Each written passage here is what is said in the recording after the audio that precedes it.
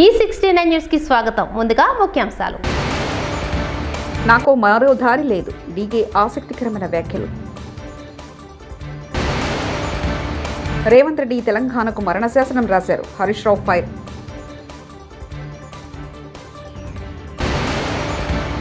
కుప్పంలో వివిధ అభివృద్ధి కార్యక్రమాలను ప్రారంభించిన ముఖ్యమంత్రి నారా చంద్రబాబు నాయుడు.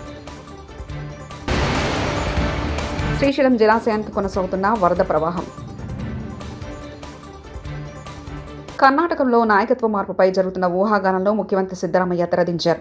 ఉప ముఖ్యమంత్రి డీకే శివకుమార్ సైతం సిద్ధరామయ్యకు బాసటగా నిలుస్తారని, తనకు మరో దారి లేదని ఆసక్తికరమైన వ్యాఖ్యలు చేశారు. జిల్లాలో పర్యటన నిమిత్తం ముఖ్యమంత్రి చంద్రబాబు నాయుడు బెంగళూరు నుంచి బయలుదేరారు. 2 రోజుల పాటు చిత్తూరు జిల్లా కుప్పం నియోజకవర్గంలో సీఎం పర్యటించనున్నారు. ఇందులో భాగంగా కుప్పంలో పలు అభివృద్ధి కార్యక్రమాలకు శంకుస్థాపన చేశారు. ప్రారంభోత్సవం చేయనున్నారు. ముఖ్యమంత్రిగా అలాగే కొత్తగా మంజూరైన పెన్షన్లు లబ్ధిదారులకు అందజేయనున్నారు. 1000 మంది దీపం పథకం లబ్ధిదారులకు గ్యాస్ కలెక్షన్లు సీఎం చంద్రబాబు ఇవ్వనున్నారు.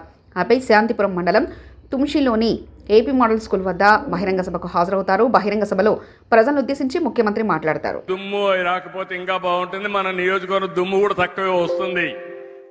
దానికి కారణం ఎక్కడికక్కడ రోడ్లలో అన్ని సిమెంట్ రోడ్లు ఉంటాయి, బీటీ రోడ్లు ఉంటాయి, ఎక్కడ కూడా గుంతలుండవు. అలాంటి కార్యక్రమాలకు శ్రీకారం చుడతాం. ఇంకో పక్క ఇప్పుడే మీరు చూశారు, 130 ఆటోలు వచ్చాయి. 130 ఆటోల్ని ట్రైన్ చేస్తున్నారు. ప్రతి ఒక్క పంచాయతీలో ఎక్కడ కూడా ఇంటింటి దగ్గర నుంచి చెత్త కలెక్ట్ చేసి పొడి చెత్త, తడి చెత్త వేరు చేసి తడి చెత్త నుంచి బయోఫ్యూయల్ తీస్తారు. అదే మరి పొడి చెత్త రీసైక్లింగ్ పంపిస్తారు.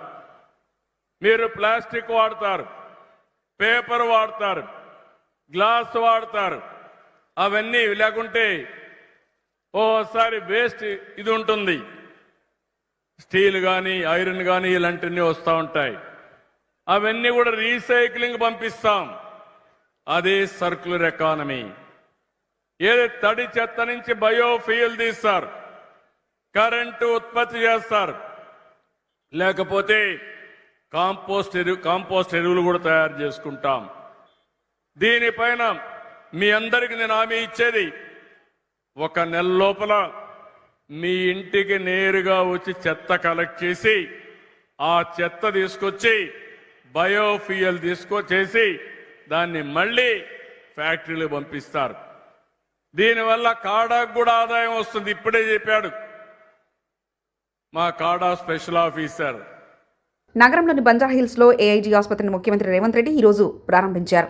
ఈ సందర్భంగా సీఎం మాట్లాడుతూ నగర ప్రజలకు 2వ అతిపెద్ద హాస్పిటల్ అందుబాటులోకి తీసుకొచ్చినందుకు డాక్టర్ నాగేశ్వరరెడ్డిని అభినందించారు. హైదరాబాద్, తెలంగాణకు నాగేశ్వరరెడ్డి గొప్ప పేరు తీసుకొచ్చారని, ఆయన సేవలను గుర్తించి కేంద్ర ప్రభుత్వం పద్మవిభూషణ్ ఇచ్చిందని తెలిపారు. నాగేశ్వరరెడ్డి భారతరత్నకు అర్హులన్నారు. ఆయనకు భారతరత్న వచ్చేలా తెలంగాణ నుంచి తన వంతు ప్రయత్నం చేస్తానని చెప్పారు. 66 దేశాల నుంచి పేషెంట్స్ ఏఐజీ ఆసుపత్రిలో చికిత్సకు వస్తున్నారని, ఇది గర్వకారణమని ఆయన అన్నారు. We wanted to show our quality of life, our quality of health. So అందుకోసమని వాళ్ళని స్పెసిఫిక్ సర్టెన్ ఏరియాస్లో హైదరాబాద్లో ఉండే చార్మినార్ దగ్గర ఉండే మన షాపింగ్ మాల్స్ అనుకోండి, మన చారిత్రాత్మకమైన మన కట్టడాలు కావచ్చు, లేకపోతే మన టెంపుల్ హిస్టరీని, మన టెంపుల్స్ హెరిటేజ్ హిస్టరీని, రామప్ప టెంపుల్ కావచ్చు, 1000 స్తంభాల గుడి కావచ్చు, చార్మినార్ కావచ్చు, ఏఐజీ హాస్పిటల్ కావచ్చు, ఇవన్నీ కూడా ఎందుకు చూపించినామంటే ప్రపంచ దేశాలతో న్యూయార్క్, టోక్యో లాంటి నగరాలు, సౌత్ కొరియాతో మేము పోటీ పడగలుగుతున్నాం, జపాన్తో మేము కాంపీట్ చేయగలుగుతున్నాం అని చెప్పడానికి, వాళ్ళందరికీ అర్థం కావడానికే వాళ్ళందరినీ వీటన్నిటికీ చెప్పడం జరిగింది. ఫైనల్ కాంపిటీషన్స్లో నాకు తెలిసి 1, 2, 3లో ఎవరో ఒకరు రెఫర్ చేసింది. Second winner she has quoted AIG గురించి. అక్కడ కాంపిటీషన్లో సెకండ్ వచ్చిన మిస్ వరల్డ్ 2 ఏఐజీ గురించి ప్రస్తావించడం జరిగింది. ఖచ్చితంగా ఇది మన హైదరాబాద్ నగరానికే ఒక గౌరవం. ఈరోజు ఏఐజీ హాస్పిటల్ గౌరవం కాదు, తెలంగాణ రాష్ట్రంలో హైదరాబాద్లో ఇంత గొప్ప హాస్పిటల్ ఉన్నది అని గుర్తించడం, ప్రపంచ దేశాలందరికీ తెలిసేట్టుగా వాళ్ళు చెప్పడం వల్ల మన నగరం యొక్క ప్రతిష్ట పెరిగింది. అందుకే ఈరోజు రాష్ట్ర ప్రభుత్వం వైద్యం మీద ప్రత్యేకమైన శ్రద్ధ పెట్టి కార్పొరేట్ సెక్టర్లనే కాకుండా ప్రభుత్వ రంగంలో కూడా ఈ వైద్య సహాయాన్ని అందించాలని మోర్ దాన్ 100 years హిస్టరీ ఉన్న ఉస్మానియా హాస్పిటల్ ఇప్పుడు అక్కడ బిల్డింగ్ కానీ అక్కడ ఉన్న ఇన్ఫ్రాస్ట్రక్చర్ సమస్యలను ఎదుర్కొంటుంది అని చెప్పి గుర్తించి గోషా మహల్లో 30 ఎకరాలలో 2700 బెడ్స్తోని దాదాపుగా 3000 కోట్లతోని ఈరోజు నూతనంగా ఉస్మానియా హాస్పిటల్ని మనం నిర్మించుకోబోతున్నాం, పనులు ప్రారంభించినాం. ఇది పేదలకు వైద్యాన్ని అందించడే కాదు, చదువుకునే విద్యార్థులకు చదువుకోవడానికి సరైన వసతులు కల్పించడంతో వాళ్ళు వన్ ఆఫ్ ద బెస్ట్ డాక్టర్స్గా వాళ్ళు నేర్చుకోవడానికి అవకాశం ఉంటుందని. తెలంగాణ ముఖ్యమంత్రి రేవంత్ రెడ్డిపై మాజీ మంత్రి బీఆర్ఎస్ ఎమ్మెల్యే తన్నీరు హరీష్ రావు సంచలన వ్యాఖ్యలు చేశారు. బనకచెర్లపై అసెంబ్లీ చర్చకు తాము రెడీ అని సీఎం రేవంత్ రెడ్డి సిద్ధమా అంటూ సవాల్ విసిరారు. బనకచెర్లపై అసెంబ్లీ వేదికగా సీఎం రేవంత్ రెడ్డిని నిలదీస్తామన్నారు. ఇవాళ బుధవారం తెలంగాణ భవన్లో హరీష్ రావు మీడియాతో మాట్లాడారు. అసెంబ్లీలో బనకచెర్లపై చర్చ జరుగుతున్నప్పుడు తమ మైక్ కట్ చేయకూడదని కోరారు. రేవంత్ రెడ్డి తెలంగాణ ఉద్యమ ద్రోహి అని, సీఎం హోదాలను రేవంత్ రెడ్డికి తెలంగాణకు అన్యాయం చేస్తున్నారంటే ఆరోపణలు చేశారు మాజీ మంత్రి హరీష్ రావు. జూలై 6, 2024 నాడు ప్రజాభవన్లో రేవంత్ రెడ్డి చంద్రబాబు నాయుడుల మీటింగ్ జరిగింది. ఆ తర్వాతనే ప్రాజెక్టు పనులు స్టార్ట్ అయినాయి. రేవంత్ రెడ్డి గారు అదే రోజు ప్రజాభవన్ వేదికగా తెలంగాణ నీటి హక్కులకు మరణ శాసనం రాసిండు రేవంత్ రెడ్డి. ఆ తర్వాత ఏమైంది? జూలై 6, 2024 రేవంత్ చంద్రబాబు కలిసిండ్రు. సెప్టెంబర్ 13, 2024 ఉత్తమ్ కుమార్ రెడ్డి గారు సతీ సమేతంగా బెజవాడకు పోయి బజ్జీలు తినొచ్చిండు. అక్కడ సైలెంట్ అయిపోయింది. ఇక బెజవాడ బజ్జీలు తిని బెజవాడకు పోయి చంద్రబాబు నాయుడు సతీ సమేతంగా కలిసి గోదావరి బనకచెర్లకు ఉత్తమ్ కుమార్ రెడ్డి కూడా పచ్చ జెండా ఊపిండు. ఆనాడు రేవంత్ రెడ్డి ప్రజాభవన్ వేదికగా, బెజవాడ వేదికగా ఉత్తమ్ కుమార్ రెడ్డి ఈ ఇద్దరు కలిసి ఈ గోదావరి బనకచెర్లకు జెండా ఊపిండ్రు. జూలై 6, 2024 ఏమో రేవంత్ రెడ్డి, సెప్టెంబర్ 13, 2024 ఏమో ఉత్తమ్ కుమార్ రెడ్డి. కరెక్ట్గా మీరు డేట్లు చూస్తే దాని తర్వాత ఇదే క్రమంలో నవంబర్ 15, 2024 నాడు ఆంధ్రప్రదేశ్ ముఖ్యమంత్రి చంద్రబాబు నాయుడు గారు ఇది నిర్మలా సీతారామన్ గారికి లెటర్ రాసిండ్రు. మీరు కలవంగానే లైన్ చూడండి. ఫస్ట్ రేవంత్ కలిసిండు, సెకండ్ ఈయన పోయి రేవంత్ రెడ్డి గారు దూలంగానే ఉత్తమ్ కుమార్ రెడ్డి సతీ సమేతంగా వేయించిండు బెజవాడకు. ఈయన సెప్టెంబర్లో పోగానే నవంబర్ నెలలో మన చంద్రబాబు నాయుడు గారు నిర్మలా సీతారామన్కు గోదావరి బనకచెర్ల ప్రాజెక్టుకు డబ్బులు ఇవ్వండి అని చెప్పి రాశాడు. దీని తర్వాత మళ్ళీ డిసెంబర్ నెలలో 80,000 కోట్లు ఇవ్వండి మాకు అని చంద్రబాబు నాయుడు గారు డిసెంబర్లో నిర్మలా సీతారామన్ గారికి ఉత్తరం రాసిండ్రు. నవంబర్లోటి, డిసెంబర్లోటి.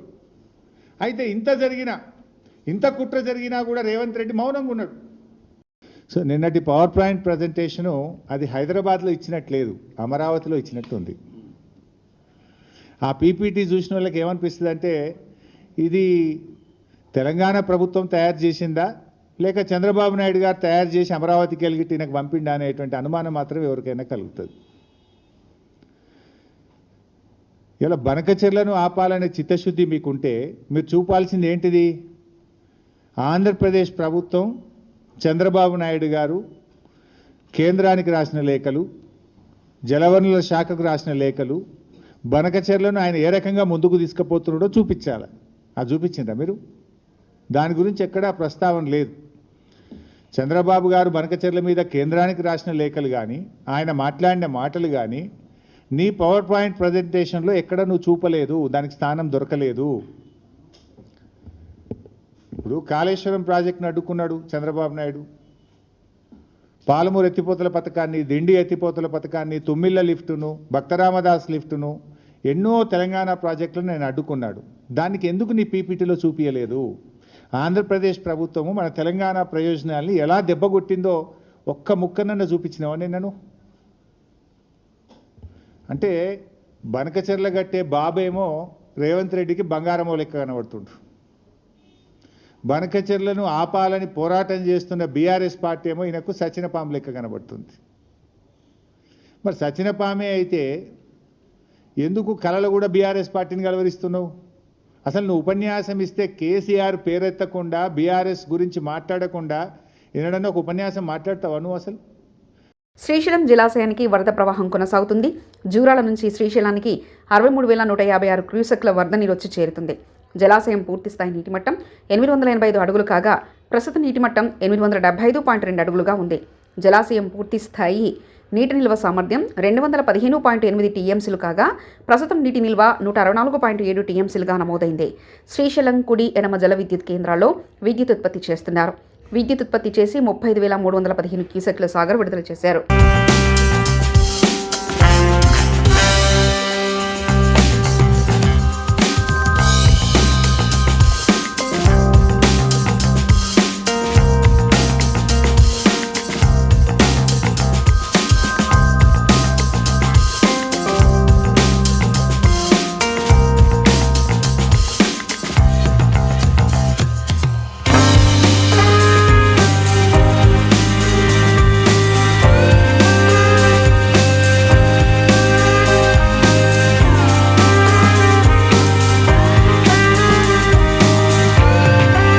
పోలీసులకు కాంగ్రెస్ పార్టీ వ్యక్తులను వెంట తీసుకుని టీ న్యూస్ ఛానల్ లోపల వీడియోలు తీయించారు.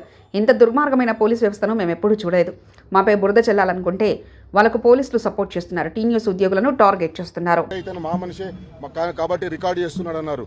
కానీ ఇప్పుడు పోలీసు వాళ్ళని అడిగితే ఆయన ఎవరైనా అడిగితే మాకు తెలియదు అంటున్నారు. బయటి వ్యక్తుల్ని తీసుకొచ్చి ఒక టీవీ ఆర్గనైజేషన్, ఒక మీడియా ఆర్గనైజేషన్లోకి బయటి వ్యక్తుల్ని తీసుకొని వచ్చేసి రికార్డింగ్ చేయించేసి బయట బురద జల్లే కార్యక్రమం కోసం ఆ వీడియోలను వాడుకుంటున్నారు. పోలీసులు వాళ్ళకి సపోర్ట్ చేస్తున్నారు. ఎవరైతే బురద జల్లే కార్యక్రమం చేస్తున్నారో, ఎవరైతే బురద జల్లాలనుకుంటున్నారో ఆ బురద జల్లాలనుకునే వాళ్ళ చేతిలో పావులుగా మారిపోయి ఈరోజు మా దగ్గర ఇన్వెస్టిగేషన్ పేరుతోటి వాళ్ళనందరినీ తీసుకొని వచ్చేసి ప్రైవేట్ వ్యక్తుల్ని తీసుకొని వచ్చేసి ఆ ప్రైవేట్ వ్యక్తులతోటి వీడియో రికార్డింగ్ చేపించి ఆ వీడియో రికార్డింగ్ ని సోషల్ మీడియా గ్రూప్స్ లో పంపించి బద్నాం చేసే ప్రయత్నం చేస్తున్నారు. టీ న్యూస్ లో పనిచేసే ఉద్యోగులను బద్నాం చేసే ప్రయత్నం చేస్తున్నారు. టీ న్యూస్ లో పనిచేసే ఉద్యోగులను టార్గెట్ చేస్తున్నారు. వాళ్ళు టార్గెట్ చేసి వాళ్ళని అవమానపరిచే విధంగా, వాళ్ళ వ్యక్తిత్వానికి భంగం కలిగించే విధంగా, వాళ్ళ వ్యక్తిత్వాన్ని హననం చేసే విధంగా పోలీసులు ప్రవర్తిస్తున్నారు. ఇంత దుర్మార్గమైన పోలీసు వ్యవస్థని మనం ఎప్పుడూ చూడలేదు. రాబోయే రోజుల్లో మేము చెప్తున్నాం. మేము ఏసీపీ గారికి ప్రొటెస్ట్ చేసినాం. సిఐ రాజు నాయక్ గారి దగ్గర ప్రొటెస్ట్ చేసినాం. ఎవరు ఆయన, ఎందుకు ఆయన ఏమనంటే ఇప్పుడు సిఐ రాజు నాయక్ ఎవరైతే ఆయనని వెంట పెట్టుకొని వచ్చిండ్రో ఆయన మాకు సంబంధం లేదు, ఆయన ఎవరో మాకు తెలియదు అంటున్నారు. ఆయన వాళ్ళందరినీ వెంట పెట్టుకొని వచ్చిండ్రు. పోలీసులు గాంధీ భవన్ నుంచి పనిచేస్తున్నట్టుగా కనిపిస్తుంది. పోలీసులు గాంధీ భవన్ నుంచి వచ్చే ఆదేశాలతో పనిచేస్తున్నట్టుగా అనిపించింది. లేదా పోలీస్ కంట్రోల్ రూమ్ లో ఉండే ముఖ్యమంత్రి గారి ఆదేశాల మేరకు పనిచేస్తున్నట్టుగా కనిపిస్తుంది. ఖచ్చితంగా మేము పోలీసులకు చెప్పినాం. మేము ఇన్వెస్టిగేషన్ కు కోఆపరేట్ చేస్తాం. ఇన్వెస్టిగేషన్ కోఆపరేట్ చేసినాం. నిన్న కూడా కోఆపరేట్ చేసినాం. ఈ రోజు కూడా కోఆపరేట్ చేసినాం. కానీ ఈ రకంగా దుర్మార్గంగా ఇన్వెస్టిగేషన్ అని పేరు చెప్పి రికార్డ్ చేసిన వీడియోస్ అన్నింటినీ బయటికి పంపించి పోలీసులు దుర్మార్గంగా ప్రవర్తిస్తున్నారు. మేము దీనిపైన చట్టపరంగా ముందుకు వెళ్తాం. చట్టపరంగా చర్యలు తీసుకుంటాం. మా దగ్గర చంద్రబాబు కోవట్లు ఉన్నారంటూ వివాదాస్పద వ్యాఖ్యలు చేసిన కాంగ్రెస్ ఎమ్మెల్యే అనిరుద్ రెడ్డి. చంద్రబాబు కోవట్లు ప్రభుత్వంలో ఇరిగేషన్ ప్రాజెక్టులు, రోడ్డు కాంట్రాక్టర్లు హైదరాబాద్లో దందాలు చేస్తున్నారు. ఆ కోవట్ల ఇళ్లకు నల్లా కలెక్షన్లు, కరెంటు కలెక్షన్లు కట్ చేస్తే వాళ్ళే చంద్రబాబు దగ్గరికి వెళ్లి బనకచెర్లను ఆపమని అడుక్కుంటారు. ఈ ఆంధ్రులకు మంచి చెప్తే వినరంటూ వివాదాస్పద వ్యాఖ్యలు చేసిన చర్చల్లో కాంగ్రెస్ ఎమ్మెల్యే అనిరుద్ రెడ్డి. లెటర్లు కాదు, చంద్రబాబు నాయుడు కోవట్లు ఈ రోజు మన తెలంగాణలో ఉన్నారు. ఇరిగేషన్ ప్రాజెక్టులు వాళ్ళే, రోడ్లు కాంట్రాక్టులు వాళ్ళే, దందాలు హైదరాబాద్ లో కూడా వాళ్ళే. ఆ కోవట్లకి మొత్తము నల్లా కనెక్షన్లు కట్ చేయండి, కరెంట్ కనెక్షన్లు కట్ చేయండి, ఇరిగేషన్ ప్రాజెక్టులు ఒక్క రూపాయి లేకుండా వాళ్ళని కట్ చేయండి. వాళ్ళే పోయి చంద్రబాబు నాయుడు కాలు పట్టుకొని బంకచెల్ల బంద్ చేపిస్తారు. మనం ఊకే మంచిగా మాట్లాడుతుంటే ఆ ఆంధ్రోలు మన మాటలు వినరు. కాబట్టి ఈ పని చేయండి. నాకు మరో దారి లేదు. డీకే ఆసక్తికరమైన వ్యాఖ్యలు. రేవంత్ రెడ్డి తెలంగాణకు మరణ శాసనం రాశారు. హరీష్ రావు ఫైర్.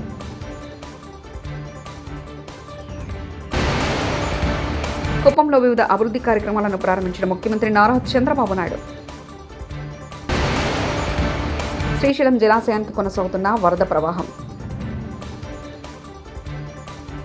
ఈ 69 న్యూస్ ఇంతటితో సమాప్తం. చూస్తూనే ఉండండి ఈ 69 న్యూస్.